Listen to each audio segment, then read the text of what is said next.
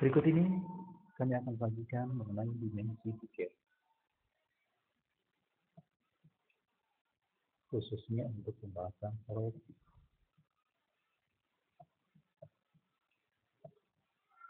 Harapannya, setelah menyaksikan tayangan ini, Anda dapat menentukan proyeksi dan besar sudut dalam ruang dimensi tiket. Proyeksi pada bangun ruang. Ada yang pertama, proyeksi titik pada garis, proyeksi titik pada bidang, dan proyeksi garis pada bidang. Kita mulai dari yang pertama, yaitu proyeksi titik pada garis. Dari titik P akan dibuat atau ditarik garis M yang tegak lurus dengan garis K. Sehingga garis M memotong K di Q. Titik Q adalah hasil proyeksi titik P pada K. Jadi, titik P kalau diproyeksikan pada garis K berupa titik Q.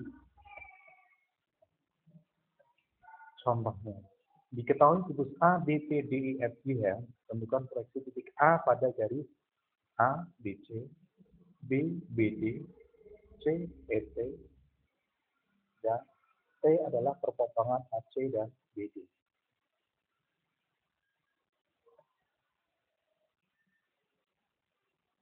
Jadi, kalau diperhatikan di sini, proyeksi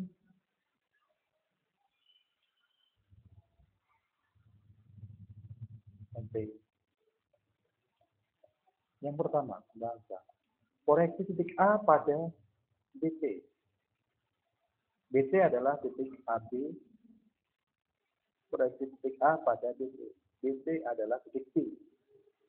Adalah titik C. Karena AB tegak lurus BC.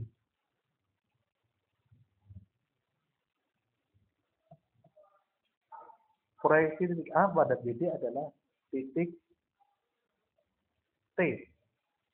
Karena AC tegak lurus dengan BD. Dan proyeksi titik A pada garis ET adalah titik A aksen. Karena AC tegak lurus dengan ET. Proyeksi titik pada bidang. Dari titik P di luar bidang H ditarik garis G tegak lurus H. Garis G menembus bidang H di titik P aksen. Jadi, titik P adalah titik P kalau diproyeksikan di bidang H menghasilkan titik P aksen.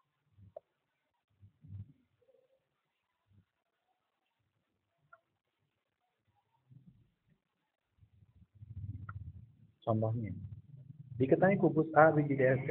Proyeksi titik E pada bidang ABCD adalah yang B. Proyeksi titik C pada bidang B, C, G adalah. Bahasanya, kita perhatikan kubus A, B, C, D, F, G, H. Proyeksi titik E pada bidang A, B, C, D adalah karena EA tegak lurus A, B, C, D, maka proyeksi titik E pada bidang A, B, C, D adalah titik A. Proyeksi titik C pada bidang B, D, G. Kita buat bidang B, D, G-nya, maka proyeksi titik C pada bidang B, D, G adalah titik P. Karena CE tegak lurus B, D, G. CE menembus bidang B, D, G di titik P. Proyeksi garis pada bidang. Proyeksi sebuah garis ke sebuah bidang dapat diperoleh dengan memproyeksikan titik-titik yang terletak pada garis itu ke bidang. Jadi proyeksi garis G pada bidang H adalah A aksen, B aksen. A diproyeksikan ke bidang H jadinya A aksen, B diproyeksikan ke bidang H jadinya B aksen. Jadi proyeksi garis G pada bidang H adalah G aksen. Fakta-fakta, proyeksi garis pada bidang umumnya berupa garis. Jika garis H tegak lurus beta, maka proyeksi garis H pada bidang beta berupa titik. Jika garis G sejajar dengan bidang beta, maka G aksen yaitu proyeksi garis G pada beta dan sejajar garis G. sambang 1.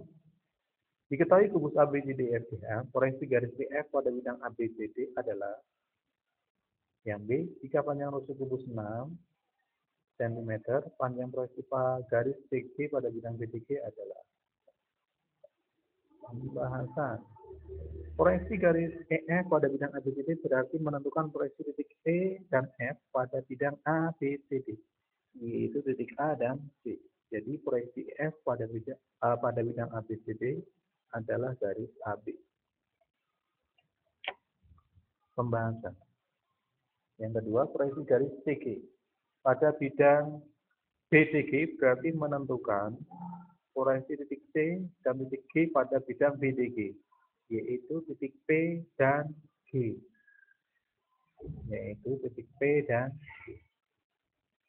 Jadi proyeksi CG pada BCG adalah garis PG. Dan panjang proyeksi CG pada BCG adalah panjang garis PG. PG sama dengan 2/3 kali panjang GR. Panjang GR sama dengan setengah A angka 6. Jadi 2/3 dikali setengah A angka 6. Ya, setengah A angka 6. A-nya 6, jadinya 1/3. 6 akar 6. 1/3 dikali 6 akar 6 sama dengan 2 akar 6. Coba kedua. Diketahui 5 surat rantai ABCD dengan panjang AB 16 cm, TA 18 cm. Panjang proyeksi TA pada bidang ABCD adalah